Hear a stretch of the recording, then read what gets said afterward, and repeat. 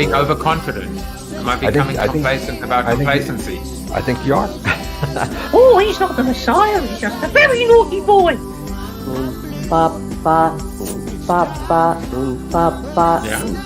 Yeah, I've got big ears. Brian just wanted to see anyone. Piss off.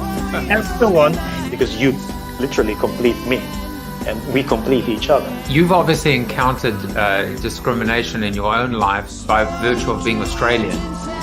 So, Hey, Manuel Kant was a real pissant who was very rarely stable. I don't want to get too gushy, but I might just be saying you complete me, Dean.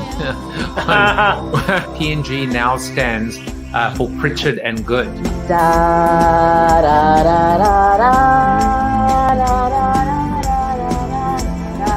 Branding is not a bad blind date.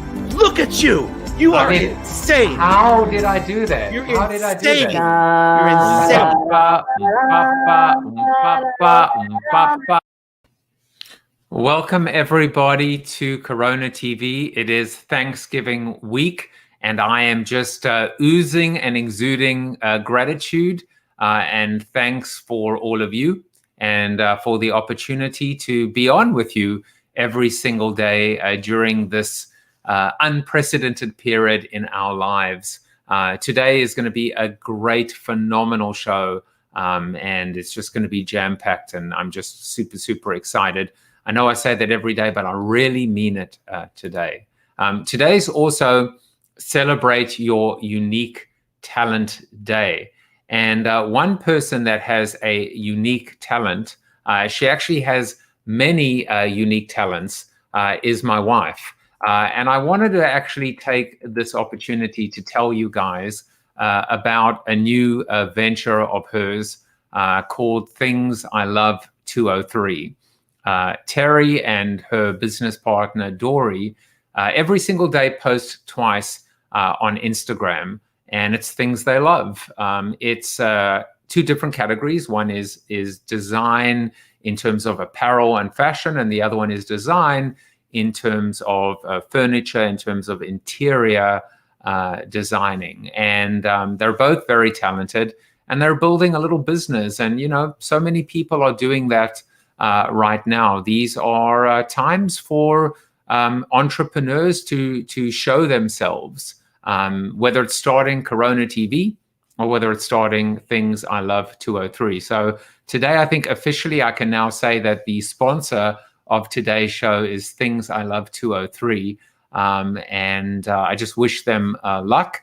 And you know what? If you want to go ahead and follow them on Instagram, Things I Love 203, that would make them very happy. And it would make me very happy. And this is all about spreading the love and paying it forward.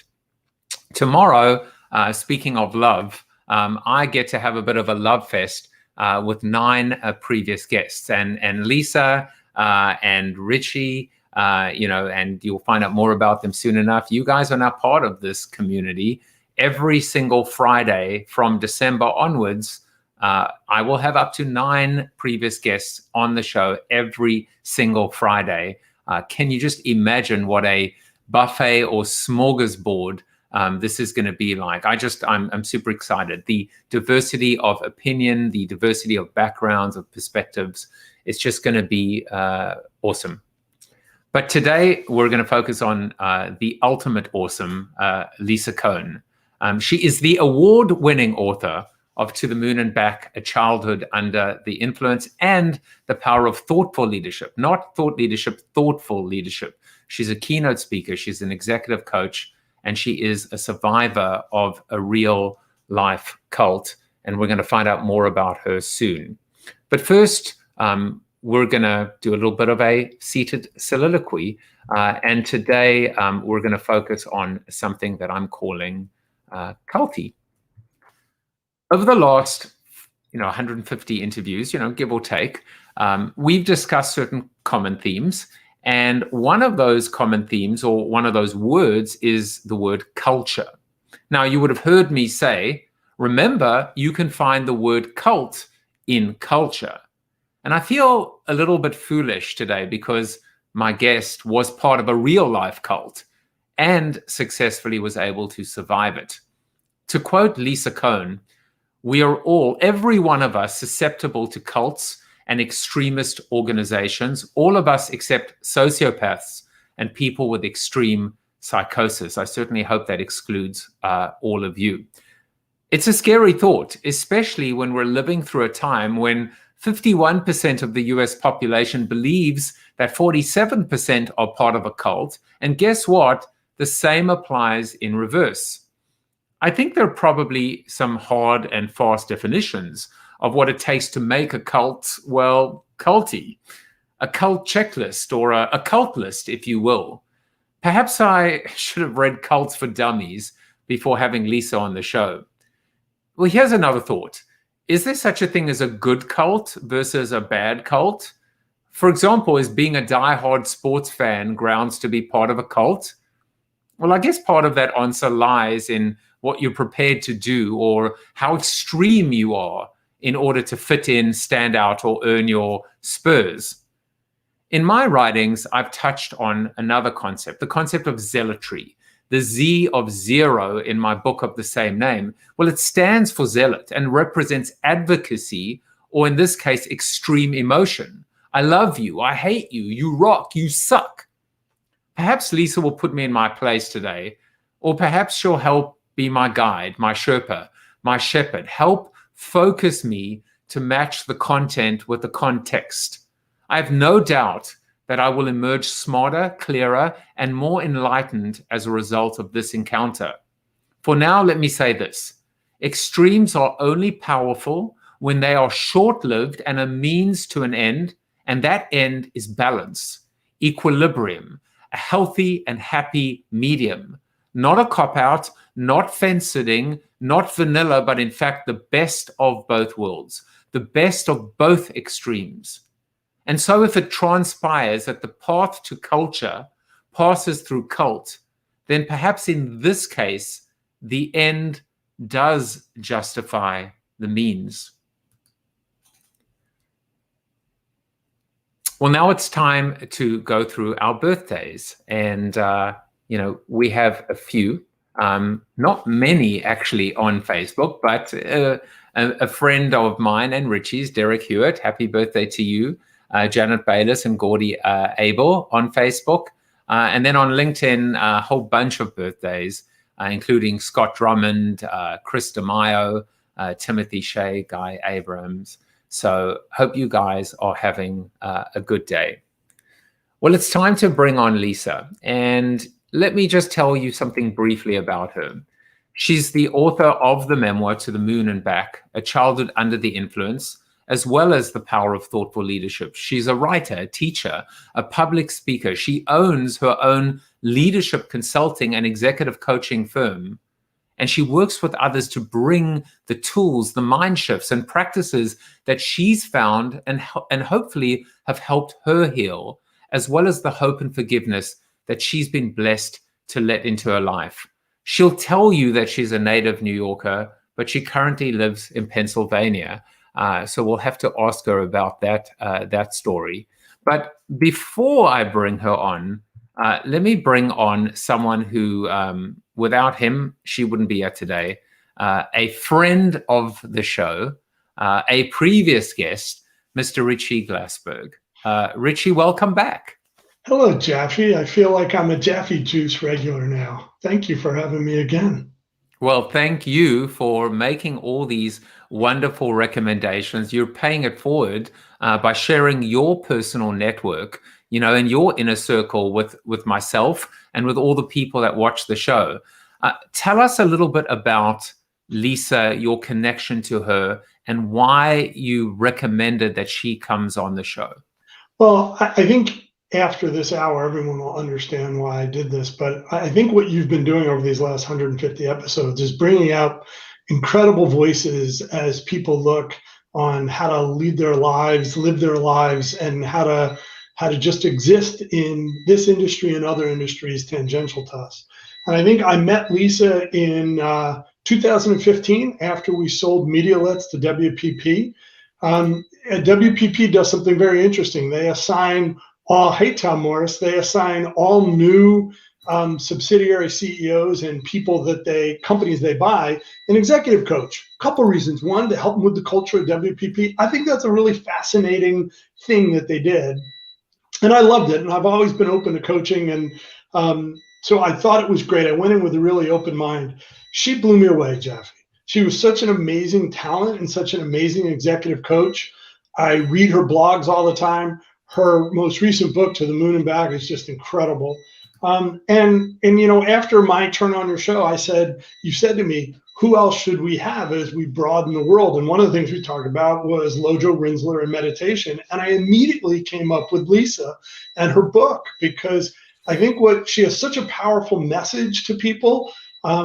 Whatever point you are in your career, Lisa is just incredible. And I will tell you, to this day, when I run into the really thorny issues, I send her an email. I say, Lisa, help. And we either do it by email or we have a quick phone call. And she's so grounded, and she's such a talented coach and such a talented leader that it's just, I think she needs to be exposed to your entire Jaffe Juice Mishpucha. Well, that's why I recommend her. Well, that is good enough for me. In fact, it's more than good. It's amazing. Thank you, my friend. And now please watch this.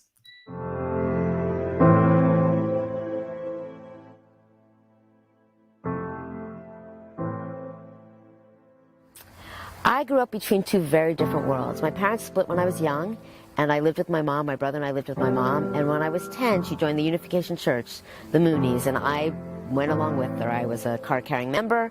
I was best friend with Reverend Moon's children. I believed absolutely in him as my Messiah.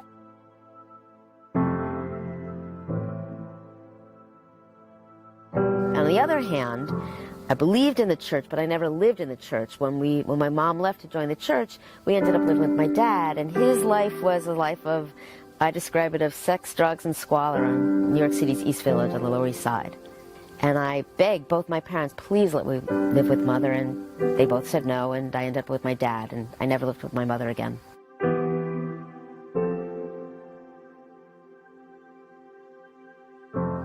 Living with my father was extremely difficult for me. I'd always been afraid of his life. He was a hippie, and it was the East Village, and it was lots of drugs and lots of sex.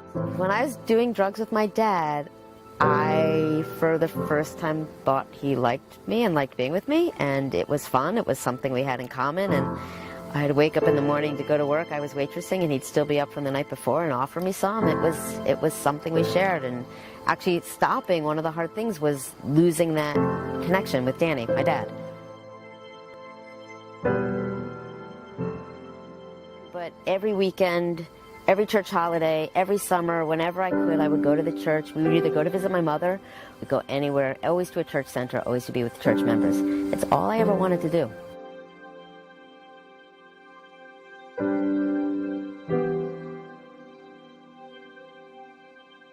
The thing about organizations like this or cults is, as human beings, as human animals, we crave certainty, purpose, and community. And a cult gives you certainty, purpose, and community. I was anorexic. I had a drug problem. I felt damaged beyond belief. Now I'm happily married. I have 2 wonderful children. I have a successful business. I have a life I never imagined. So I really hope that people walk away from the book thinking that there's hope, that there's always hope for a better way, a better life, and a way to be happy.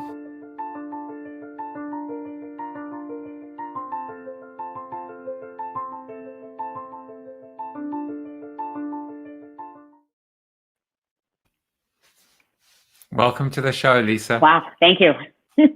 Kind of hard to come in after all of that. I looked at it and I thought, I'm not cutting this down. I'm not editing it. It was just, you know, I had goosebumps, and I watched it, and I could watch it many, many times over because I see you, and your story. And I have to say, one thing just struck me: certainty, purpose, community. I come from the marketing and the business world. We talk about purpose. We talk about community. We don't really talk about certainty much, but I think it plays into what I was saying even in the soliloquy, which is powers can be used for good or evil. Yeah. And in this case, we see best practices, but being used for more nefarious types of means. Mm-hmm. Yes, yes, yeah. And we do. We crave, again, certainty, purpose, and community, and it's absolute certainty. I will tell you, there is no greater drug than knowing you have the truth. It is the most powerful feeling ever. Purpose beyond belief, because you know why you're here, and a community you'll never replace. You'll never get the same community as you are when you're in that extremist situation, even if it's not a good place to be. Yeah. Madeline Black says, I loved Lisa's book, To the Moon and Back. And you will notice I told you to expect many moon-related puns today, besides the moon in my back. And our background is I love you to the moon and back. Yeah. I certainly feel a lot of love for you today. But you did make it to the moon and back. Yeah. And I thought it might be, we all saw that beautiful video. I would love for you to tell your story and maybe fill in a couple of the blanks or the gaps that takes you, from the beginning and first memories, first moments being part of this cult to escaping the cult in present day. Okay. So the line you shared, the line I use, right, is the best seats I ever had at Madison Square Garden or at my mother's wedding, because she got married on June 1st, 1982 with 2,075 other couples in Madison Square Garden. And on the other hand, the best cocaine I ever had was from my father's friend, the judge. So my parents are kids of the, children of the 60s, hippies. They got pregnant. My mom got pregnant at 18, got married, had my brother at 19, me at 20, babies having babies. We're together for a few years and split. And then life with them was, again, 60s. Mom was in counter groups and abusive boyfriends, and dad was drugs. And it was just a lot of craziness. And fast forward, the summer between second and third grade, we're living in East Orange with my mom. And my mom buys a van for my father, from Danny, my dad, because we're going to drive cross country to California and move on to a commune. Because it's the 60s and that's what you do. But instead, my grandmother, my mom's mom, got diagnosed with cancer. So we moved across the state of New Jersey and moved in with my grandparents. A couple years go by, my grandmother passes. We stay with my grandfather. My mom's taking care of him. And then in January of 1974, my mom's friend, with whom she used to hitchhike across the country every summer, calls her and says, "You have to come hear Reverend Moon speak." My mom goes to hear Moon speak in Princeton in January of 1974 and comes back. It's amazing. It's amazing. He's amazing. They have the truth. Doesn't do very much. And then in June of that year, May or June of that year, members of the church, Moonies, convinced my mom to go up to Barrytown, New York, a big, used to be a seminary, was a seminary again. That's what calls us sending love from Scotland, my other home. Went up there for a weekend. My mom went up for a weekend and came back, and went up for another week and came back, and went up for another week and came back, and spent most of the summer there. And one weekend she took my brother, Robbie, and I in the van, and we drove up to Barrytown, and we get to this huge building and we go inside to this big gymnasium, and all the women, all the sisters are sitting on the right side of the floor, and all the men, all the brothers are sitting on the left side of the floor. And within moments, Moon walks in with his interpreter and begins speaking, and that's it. We're in. And what I tried to explain to people was a number of things. One, again, community's purpose and certainty, right? But the church was a haven for us by the time we got there. Life with my mom and my dad was crazy and chaotic. My dad had my brother smoking pot at the age of 10 because he thought it would be cool. Wow. It was just, so the church gave us structure, gave us rules, gave us love, because there were no kids around. And so it was everything. Life continues. And within a couple months, we're living outside of New York City, and my mom starts going in every now and then into the church in New York City, and more often and more often. And she sits us down and she says, "I feel like I need to be there. What should I do?" And we say, "Leave. You should leave us. Go." And so she leaves, and ironically, they move into New York City to work with the group that was for people who had kids and couldn't move into the church, but she moves into the church. And my brother Robbie and I are living with my grandfather then, and I am in 6th grade, and I'm shopping and cooking and cleaning and running the house and doing it all because my grandfather was a judge, and when my grandmother died, he got depressed. And then when my mom left, he got more depressed, and he stopped practicing his cases, and he got disbarred. And the police were doing circling the block on a suicide watch for him, and this is going on. We don't know any of this is going on. I'm shopping and cooking and cleaning and getting AWDs, A with distinction, because I got so many A++s. My teacher made up a new grade, and I'm star of the school play. I peaked in 6th grade. And then it comes to the point where my grandfather is supposed to go to court, and he may go to jail. So instead of him possibly going to jail, his doctor puts him in the psychiatric ward of the local hospital. And they pull Robbie and I out of school, and they circle us around for a couple of weeks with his doctor, and then we stay with his friends, and then his brother and sister-in-law come up and stay with us, and we're kind of all shuffled around. They go to get my mom, who says, "It's not my problem. I'm not coming back." Eventually Danny is my dad, finds out what's happening, and he comes and he gets us and he moves us into New York City with him. And that's when I begged to live with my mom, but she wouldn't take us, and we ended up with Danny. And so that is in East Village in the 70s, before it was cool, when it was just seedy. And life goes on, and Moon is my Messiah. It is my life, but I live with Satan, right? So it's this wonderful craziness in the brain of how you manage that. And to fast forward, and then I'll fill in any details you want. Live with my dad, but spend every waking moment that I can, every holiday, every summer, every weekend. Even when my mom was far away, we go to church centers, always at the church, always following the Messiah, always knowing I was not enough, not giving enough for Moon and his wife, my true parents and God.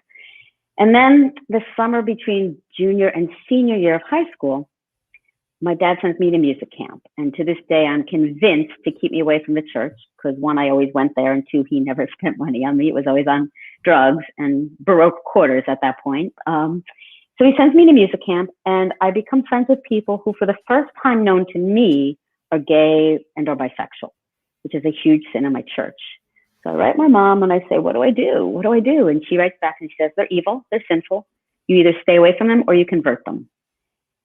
And for the first time, it doesn't make sense to me. And we'll talk about this when we talk about cults and cultic thinking, but cultic behavior. But you have to understand that we were told that if we ever questioned anything, it was Satan trying to win us back from God, right? And we knew that mankind had broken God's heart for thousands and thousands of years. And if we listened to Satan, we'd break God's heart again. So anytime you think anything contrary, you think for yourself, you stop yourself. Your brain stops yourself. You scream at yourself. You take a cold shower. You fast. You pray. You're terrified that you're being inhabited by Satan. But for the first time, I start to think for myself and say, I don't know that I agree with what my mom said. And I am tormented because now I know that Satan is in me. And then I come back home from music camp. And I'm not only in the church, but I'm best friends with Reverend Moon's children, 2 of his daughters. So I come back from music camp. I'm best friends with Reverend Moon's daughters, and I'm also friends with children who are born to people who are blessed in marriage by Moon, are called blessed children. They're born without original sin, and they are also my friends. So I'm friends with them. And one of my friends, one of my 6-year-old friends, was, here's the soap opera part, seduced by her Sunday school teacher. And in order to keep anyone from noticing, she started spreading rumors about me. And she basically said I wanted to sleep with all the men, which of course is a sin. And so Moon hears these rumors, believes these rumors, and makes a decree that only blessed children, children born in marriages in the church, could play with the true children, his children.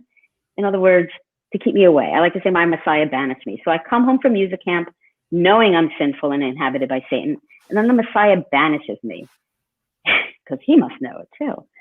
So I go to my senior year of high school thinking, okay, you followed your mom into the church as a 10-year-old. You never made an adult decision. Now at the age of 17, you're going to step back and make an adult decision to come back and never question again.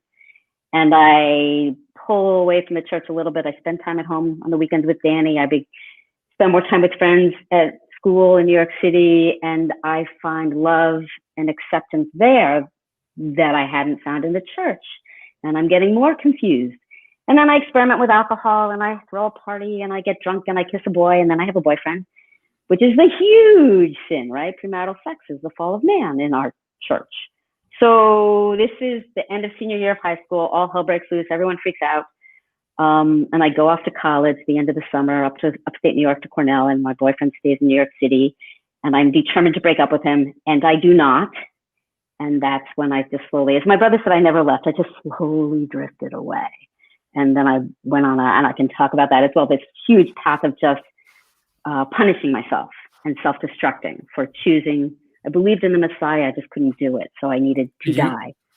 So go ahead. You were able to leave. You were able to make that transition. It seems, it seems less that you were being prevented from, but ultimately there's a deprogramming and a self-loathing and a self-hatred in terms of being torn in these two directions.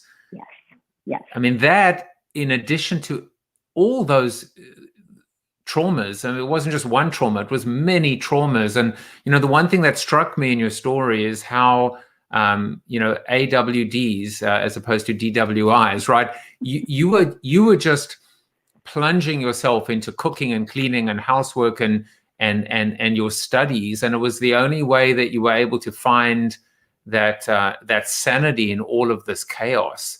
That was your North Star until it wasn't. So eventually you start going through these cathartic, I guess, pains, growing pains, if you will. How did you finally make that break, that clean break? Or maybe it wasn't I'll back clean. into that. I was going to say, I don't think the break is ever clean. And I'll start with saying that every person I've spoken to who has left, at one point in the back of your head, you go, what if I made a mistake?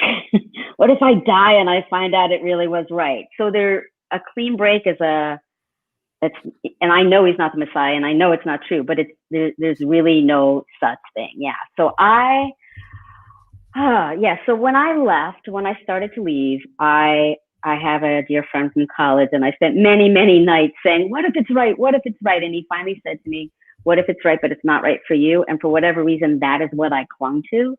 But yeah, so I slowly drifted away, stopped attending, kept my life on the outside, and almost jumped off the bridge my freshman year at Cornell, became hugely anorexic my sophomore year at Cornell, did a hell of a lot of cocaine my junior year of Cornell, and my senior year of Cornell just started in more and more and more destructive relationships just to punish myself for not being good enough and strong enough to live for the Messiah.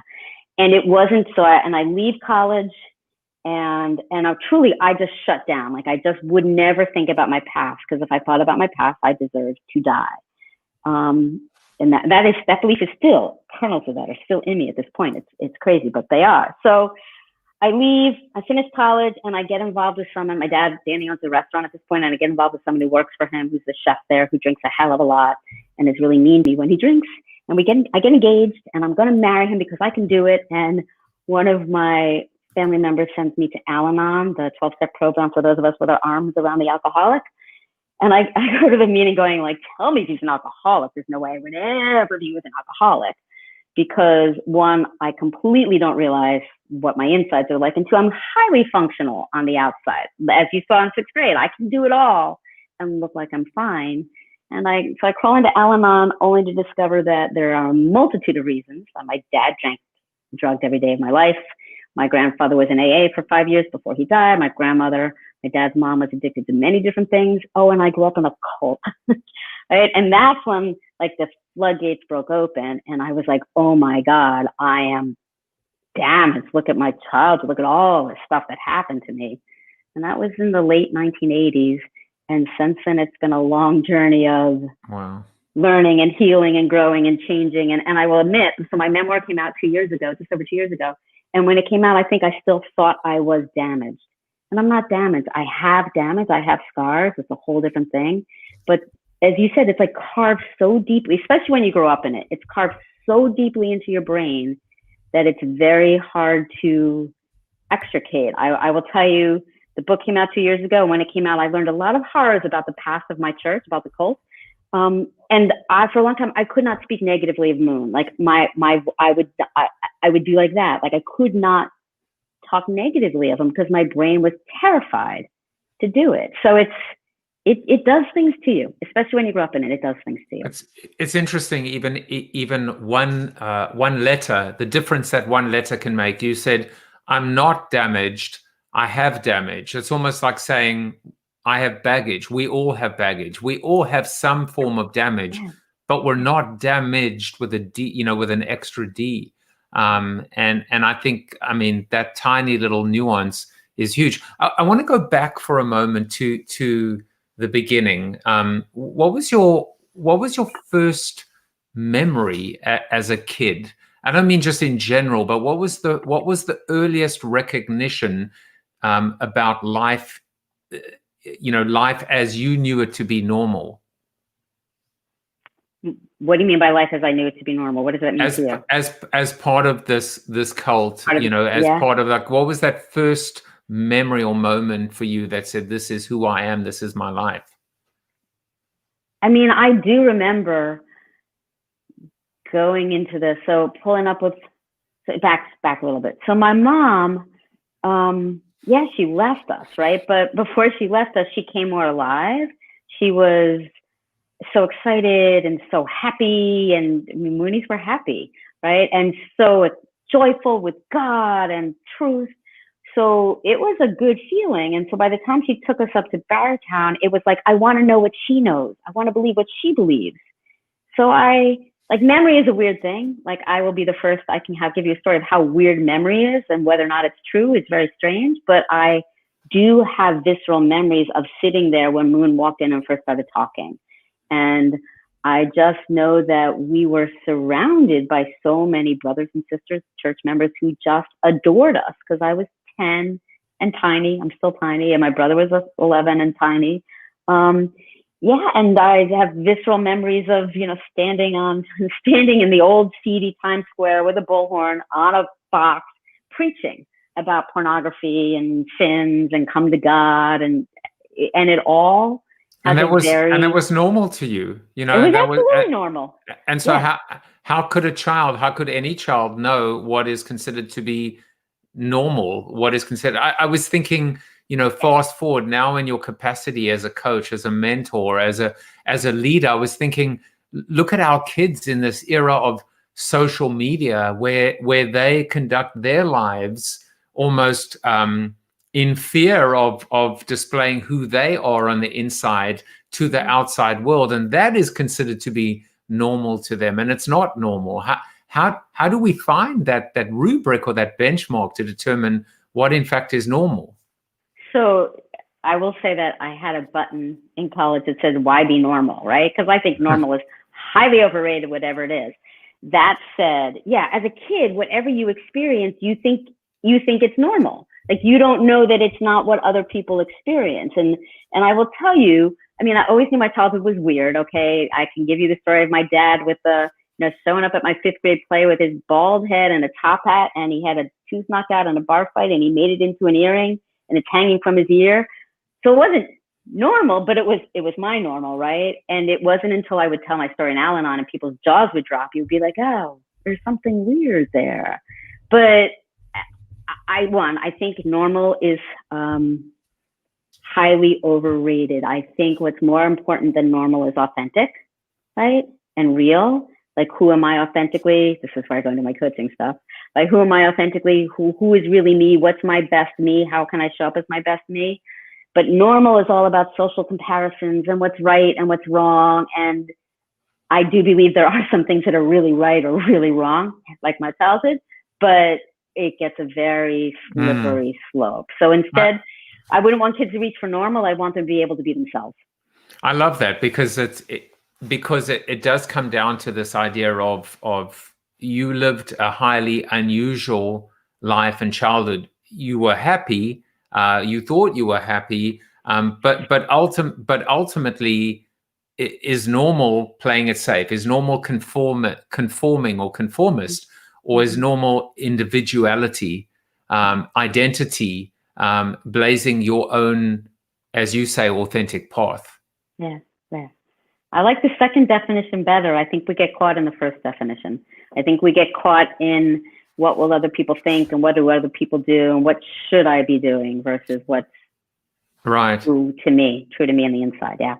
I mean, you saw many things and witnessed many things. And one of them was, I believe, if I got my data correct, July 1st, 1982, a mass wedding at Madison Square Garden. I think according to the data, 2007, it was 2,075 marriages?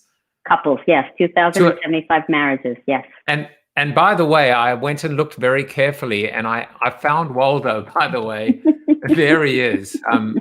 I don't think I think he was still getting changed. I mean, but you were there, right? I think. Yeah. Yes. So my mom got married. I was there. I did not want to be there. So it was the summer between freshman and sophomore year of college. So I already did not believe, or I still believe. So there are the true parents blessing all these people. My mom's getting married. Just about everyone I know and care about from my childhood is on that floor getting married. And I am horrified to be there, because if they see me, they'll know that I've had a boyfriend and I've fallen and I'm evil and sinful. So it's a very end. So the garden, the seats used to go red on the bottom, red, orange, yellow, all the way blue up in the sky like the rainbow. And we had seats on the floor. Like, I've been to the garden for many concerts, but the only time I've been on floor seats is when my mom got married. But I'm watching, not wanting to be there, with my brother not wanting to be there. My mom's cousin is there, honestly wishing he had a gun to shoot Moon, right? Like, it was not a happy experience. And I'm also looking at it thinking, like, a year earlier, I knew I'd be doing the same thing and I'd be lucky. That's the culmination of everything in the church, is for Moon to match you to someone. He would literally, have men on one side of him and women on the other, and just point from person to person and be like, you and you, go, you and you, go. Because he could see your spiritual being and he would know who your perfect spouse was. So I went from thinking that would be me to just desperately not wanting to be there, because, again, I still believed, but I didn't want to do it. So some people don't believe anymore and they leave. I still believe. So I was very torn, just anguished, to put it lightly.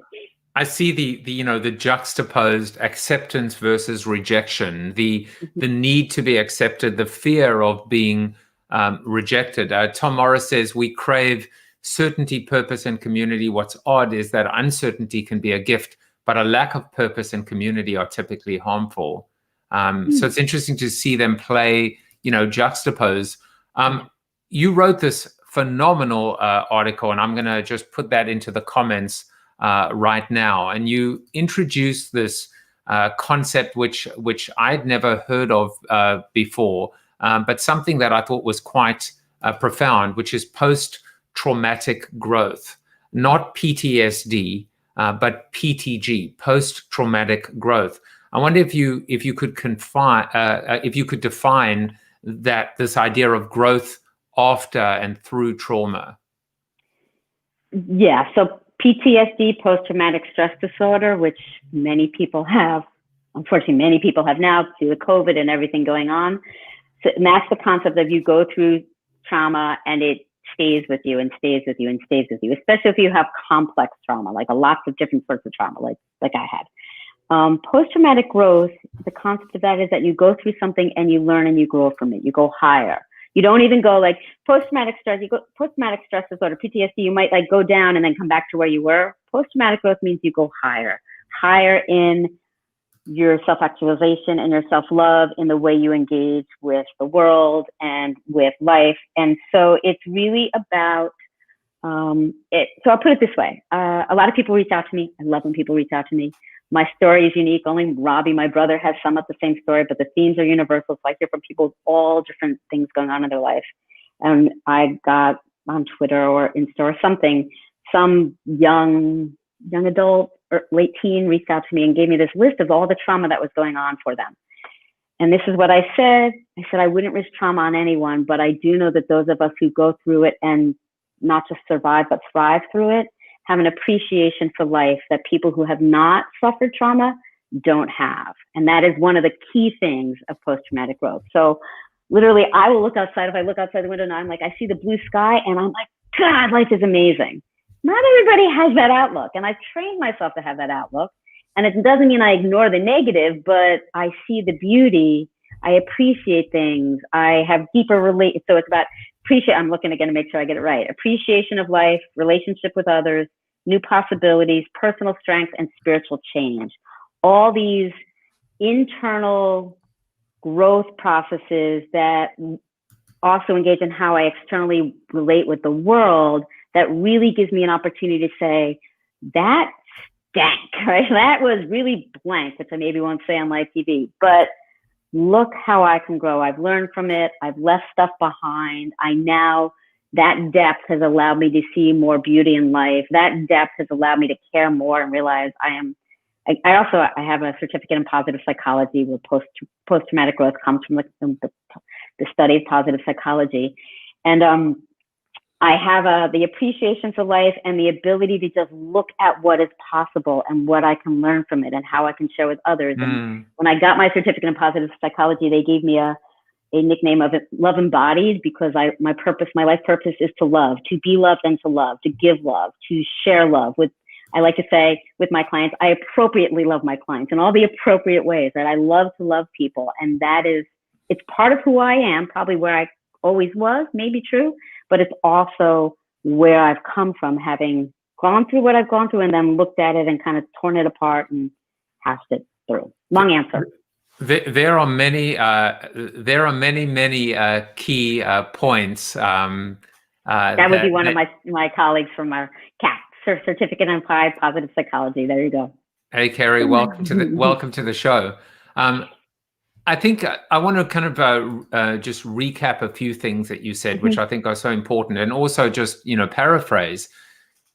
It must have been a breakthrough moment, this idea, which is instead of repressing or being able to sweep it under the rug, you had to basically embrace, or at least internalize, accept these experiences as part of your life.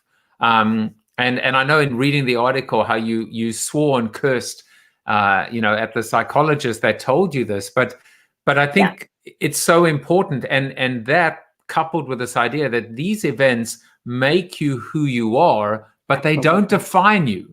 They don't define you, but they're absolutely part of your own recipe or unique ingredient mix that makes you and only you. So I was laughing when you were saying that, because yes, when I first hit my bottom, crawled into Al-Anon, finally realized I did not have to marry this person, the alcoholic I was engaged to, but I was in the midst of group therapy. And that group therapist said to me at one point, you have to integrate the church in order to heal. And I believe my answer was no, blanking away. Am I ever going to do that? Yeah. Because I thought I was healing and alive because I kept it at a huge distance. And no, I had to go back. I literally have gone back to places. I reconnected with everybody in the book just about, and I had to look at all of that and own it as what happened to me, but what made me me, right? What truly allows me to show up in the ways I do, right? And, and a huge call out. And as I think about this, right, the people who matter to me, from what I love, from when I was in high school, my friends who literally held my hands and held me together and got me out, a couple of friends in college, my friends when I was at uni in Stirling in Scotland, hence the hello from Scotland, for a semester. There's certain people who actually, it's always been love that's kind of saved me, and it's always been love that I try to get back to the world. But all of that, all of who I am and how I show up and how I coach and how I do my business and how I can be really transparent and authentic about it now that the memoir is out, is because of what happened and what I had to learn and how hard I had to work to stop thinking I was damaged, to stop myself, loathing and beating behavior, to see that of course I have fear and anxiety, but it doesn't define me and I don't have to stay in it, right? It's acceptance. Acceptance is the answer to all my questions, all my problems, right? To quote the big book, there you go, the AA big book. Yeah. Acceptance. I mean, it's amazing to me, this idea of, there's so much of a journey of from self-loathing to self-love, from having other people, for example, the Messiah, telling you or almost giving you permission to love yourself, to you looking in the mirror and saying, I don't need anyone's permission. All I need is inside me to feel that love, that self-love, and then be able to give other people and share that love with them. It's funny, I smile as you say that, because those of us who are born and or raised in a situation like this are called second generations. And when I left, there was no community. I did not know there was a community. And only in the last few years have I found a cult survivor community, and I found other second generations from my church, from my cult. And I went to a conference for cult survivors, and I was in a room of all second generations. There's a lot of us, right? And I was in this room, and they put up on the PowerPoint or whatever, this list of what it does to your brain. I'm like, oh my God, that's my brain. And so I will meet a second gen from a different cult in a different country, and I will know him better than I know some of my dearest friends, because we're carved so similarly on the inside. And there's one of the second gens in the Facebook group for my cult said something the other day about compulsive selflessness. Like, oh, that's it. That's what I have. Like, I am compelled to never. I was taught never to, like, what should I do? Mom, you should leave. And then for years I was told how lucky I was to have my mom leave. And if I ever missed my mom, I was sinful and bad, right? And so I've learned to not have needs, not have wants. Like, it's still to this day, I'm 57 years old. To this day, I'm learning that I can want or think something and you cannot like it. And that's okay. Like, I don't have to change so that you like what I do. Like, that whole separation thing that we're supposed to learn when we're toddlers or maybe in teenage years, I'm just getting it. But I don't even know how I got onto that from what your question was. No, but all of this is. I had an interesting thought, which is, from compulsive selflessness to a different kind of selfishness. I was talking about last week, good kind of selfish, and I was thinking to myself, loving yourself, self-love is the ultimate and most beautiful act of selfishness, good selfishness. Yes. So a la Tara Brach, meditation guru, not mine. I walk around with my hand on my heart almost all the time, because she's like, put your hand on your heart and say, it's okay, sweetheart. We are so generally so much meaner to ourselves than we would ever be to anyone else. And I do believe that selfishness and self-love is the most important thing. Absolutely. And I believe that each person should put themselves not meanly first, but first, and care for themselves and give themselves everything they need, so that they don't need it from the people who can't necessarily give it to it. And then you're whole and you have more to give to someone else, right? But absolutely, we all need a huge dose of self-love and self-compassion and just gentleness with ourselves. Richie, I'm sure I said that to him more than once. Yeah, I mean, I'll put this on the screen again. Richie said, "Always been love that saved me." What a great line. And Heidi Furman says, "Your messages and authenticity are inspiring." I want to get to the elephant as opposed to the donkey in the room in a moment, but and I know you have a point of view on that, but I want to just spend a few moments on this idea of the process, right? The solution, because in that wonderful article, you jotted down several aspects from, owning and integrating, internalizing this into your own, into your life, to something which I've never heard of called EMDR therapy sessions, where you learn to find your anger and express your terror. And apparently you screamed for an entire hour. Oh, I did put that out there, didn't I? Yes. Talk a little bit about what were some of these steps that you followed that other people might want to think about, or perhaps should be aware of as part of the healing process. So I'll start with EMDR and I'll add others. So EMDR is eye movement desensitization reprocessing. And it's a type of therapy that basically has you go back and forth between your right and left side of your brain. And because when trauma happens, or when your kids and trauma happens, we process everything not with all facts, right? We process everything always through the bias and confusion and way we make up stories in our head. We make up stories in our head all day long about everything. And so the idea of EMDR is to go back to memories and go back to trauma and to be able to reprocess them, so that I can go back and, example, instead of feeling the guilt and shame towards Moon and that I should have died and I should have jumped off the bridge for leaving him, because that was the way I internalized it at the moment, I can come back and be like, no, honey, thank God you didn't jump, right? It was good not to jump, but so it's that. And yes, literally my therapist would, I forgot to put this in the article. My therapist would only see me at 5 o'clock on a Friday when no one was in the building, because we did it with buzzers in my hand, and she'd put the buzzers in my hand, and I would scream for an hour. I would just scream. We'd stop and take a break, and then I'd scream some more, because a lot of stuff happened to my body and my psyche, and I repressed it and internalized it. I'll say this out loud in case it helps anybody. Wow, out myself, right?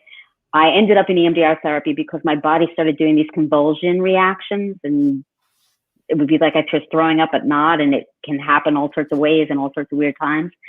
And so I knew that there was a lot of repressed body memories and trauma in my body. Our body stores it. And so, yeah, I would literally scream. About 3 sessions where I just screamed for an hour because of all the times I never said no to all the things that happened to me, all the inappropriate things that happened to me as a child. But that's the harshest. EMDR therapy is amazing and it's hard. But so there's a great book. We're not even going to say his name right, but The Body Keeps the Score by a trauma therapist. And it's an amazing book. And it talks about a lot of different therapies. There's a lot of different body therapies, somatic therapies, eye movement, a lot of different types of therapies, but it's also about loving your body, taking care of your body. I practice yoga. I meditate every day. I've learned to sit with myself. It's about self-love. It's about self-care. It's about, I am such an overdoer. My brother and I recently called me the wee little engine that will no matter what, or the wee little engine that will perfectly no matter what, because if you put something in front of me, I will do it. I will do it really, really well, and I may die in the process. It's not always a good thing. I have incredible drive. That was one of my coping mechanisms. And so for me to say, I'm not going to do anything, I'm going to sit on the couch with a book that isn't about learning anything and a cup of tea under a blanket, that is a way to heal. It's just about, one, being authentic to who you are, two, loving who you are and learning to love who you are, whoever that is. And there's one more self there is what you call, which is building a self-compassion. You've built a self-compassion practice, but this idea of self-compassion, how does that factor on top of that? So, it's, okay, so go back to, I have incredible fear, irrational fear. Of course I have irrational fear. Like when we were young and my mom would be late, I was certain she'd be dead, right? And so there was a lot of reasons I have fear. And, I was reading, only I would read 2 trauma books at the same time, but I was reading The Body Keeps the Score and My Grandmother's Hands, an amazing book about racial trauma. I'm reading both of these and I'm there with, and I say at one point to my older kid, I say, I realize that when my body has these physical bodily reactions to something, these trauma responses, it's not my fault. I can't help it. And my kid is like, you're just getting that now, you idiot. But like my body and my psyche and my mind, all of ours react to things based on what happened to us and the stories we made up about it. So self-compassion is about not doing, you idiot, why are you doing that? Or stop being afraid, or there's nothing to be afraid of. It's like, of course you are. And now what's going to soothe you? What's going to look at the trees against the sky, look at the flower, look at the yellow birds. I have this thing for yellow birds. Call a friend, text a friend. I text people hearts, or I ask for hugs from my big brother all day long. Like go get a hug from someone. What's going to soothe you and help you? It's stopping the critics. I have a lot of critics and loud voices in my head, a lot of, different parts that help me survive. And I mean, I said this church when I was coaching them. I do know as a coach, right? As a person, we all go through things and we come up with ways to survive them, come up with lies in our head about what the world is like, or what we have to do to be okay, or how we have to please people, or we always have to win, or, I have to be a win, you have to lose, like all these things that we make up when we're kids, and then they drive our behavior and our reactions going forward.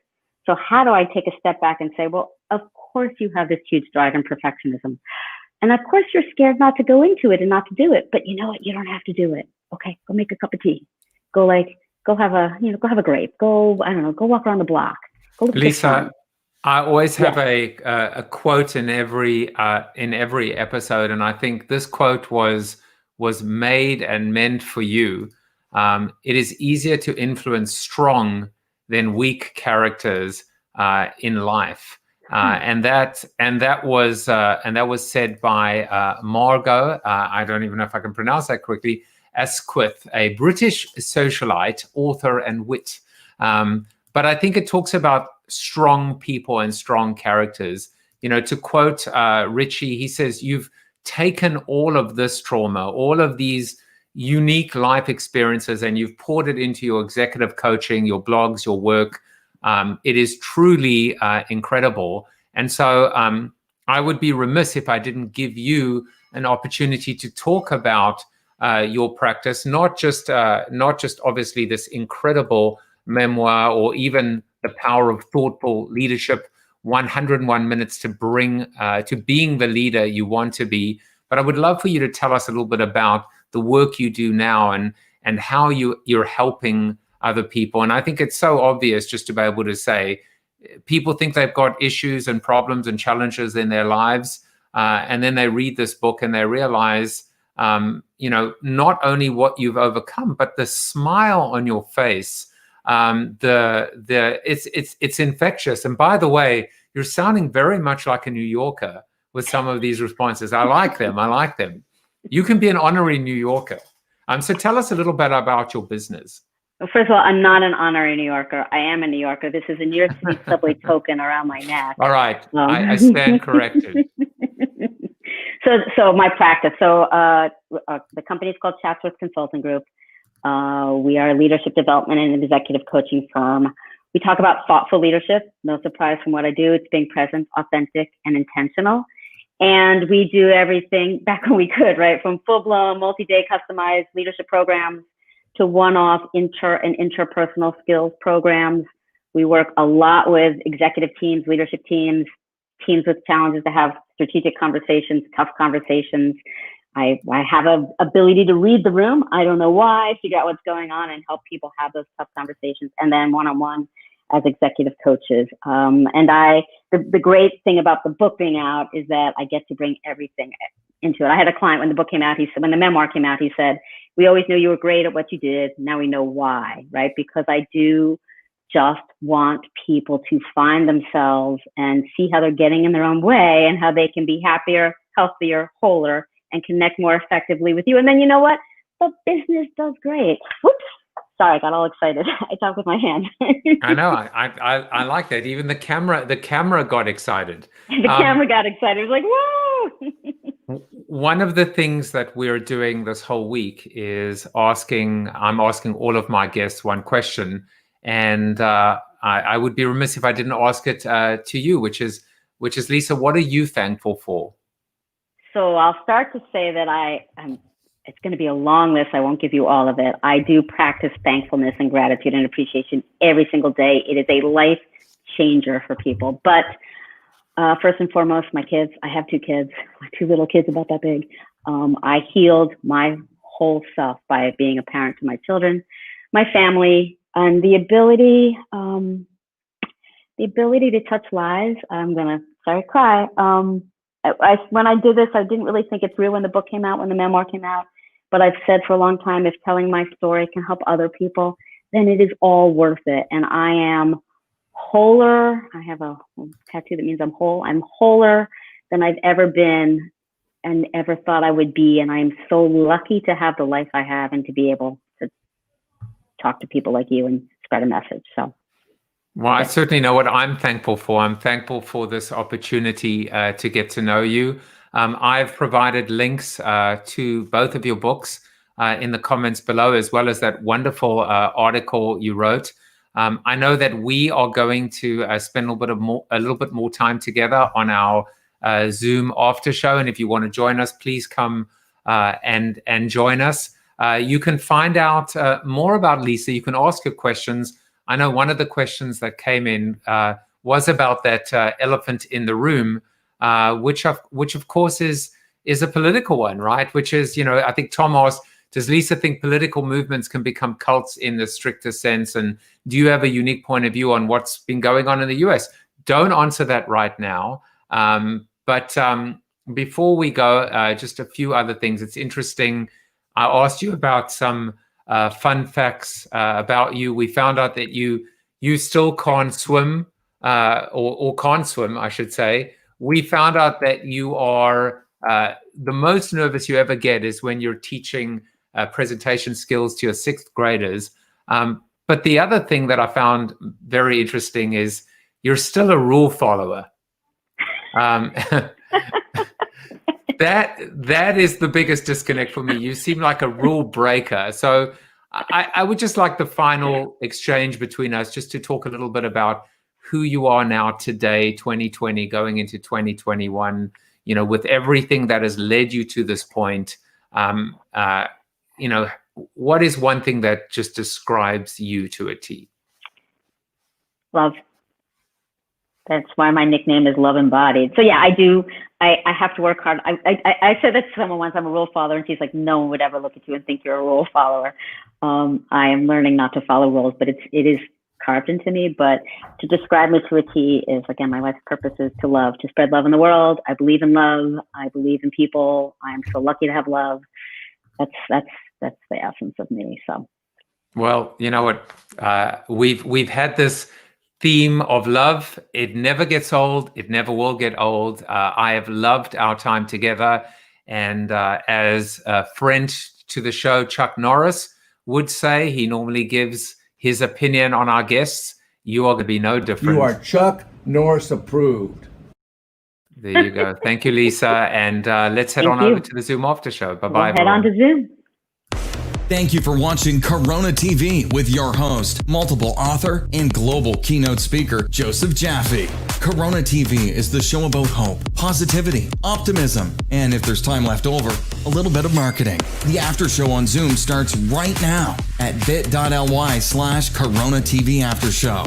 If you like the show, tell a friend or two. Please subscribe to the show at CoronaTV.show. And if you want to get inside news, previews of upcoming guests, and much more, text Corona TV to 66866 or visit josephjaffe.com/subscribe to sign up for the show's newsletter. And despite the best ministrations of your wife, you still look ugly.